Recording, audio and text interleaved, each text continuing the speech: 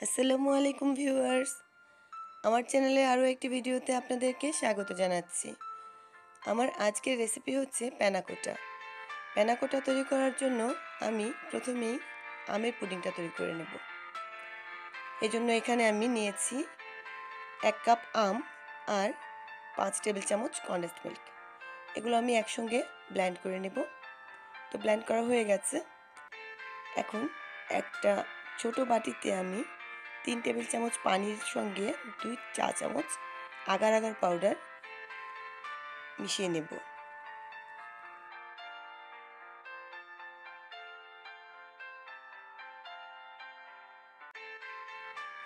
এখন চলে যাব আমি চুলোর কাছে।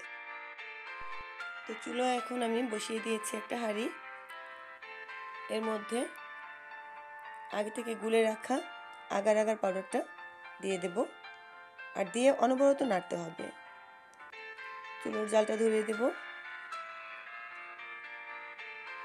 এটা পুরোটা ফুটে ওঠার দরকার নেই, যখন একটু গরম হয়ে উঠবে তখনই আমি আমের গোলাটা ঢেলে দেব,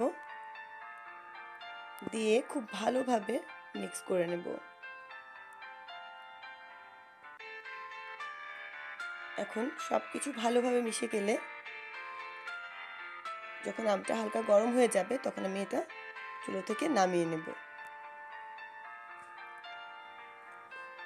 এখানে আমি দুটো কাপের ওপর দুটো গ্লাস একটু বাঁকা করে বসিয়ে নিয়েছি।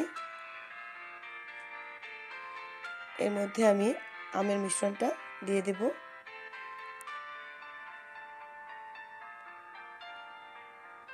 এটা গরম গরমই দিতে হবে, তা না হলে আবার সেট হবে না ভালোভাবে।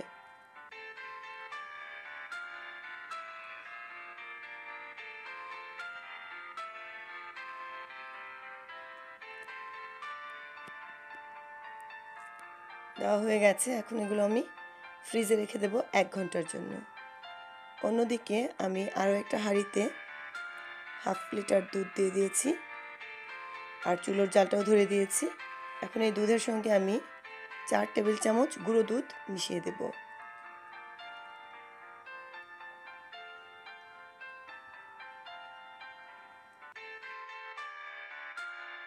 দিয়ে দেব 5 টেবিল চামচ কনডেন্সড মিল্ক। কেউ চাইলে আরও বেশিও মেশাতে পারেন, কিন্তু আমি এতটুকু মিষ্টি পছন্দ করব।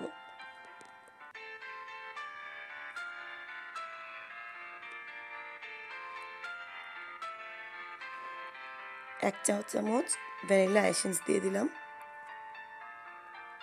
এখন অপেক্ষা করব দুধটা বলক ওঠার জন্য।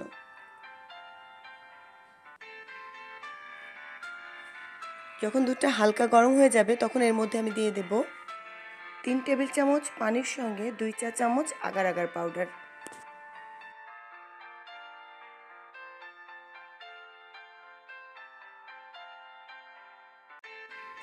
আগার আগার পাউডারের মিশ্রণটা দেওয়ার সঙ্গে সঙ্গে খুব ভালোভাবে নাড়তে হবে।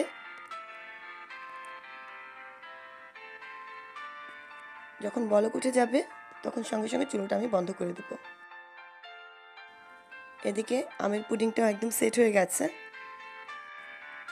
এর মধ্যে আমি দুধের মিশ্রণটা ঢেলে দেব। গরম গরমই ঢালতে হবে।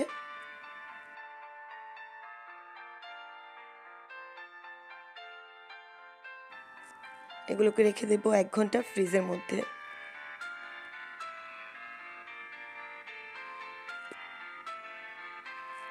তো ভিউয়ার্স দেখেন কি সুন্দরভাবে সেট হয়ে গেছে আমার প্যানা কোটা।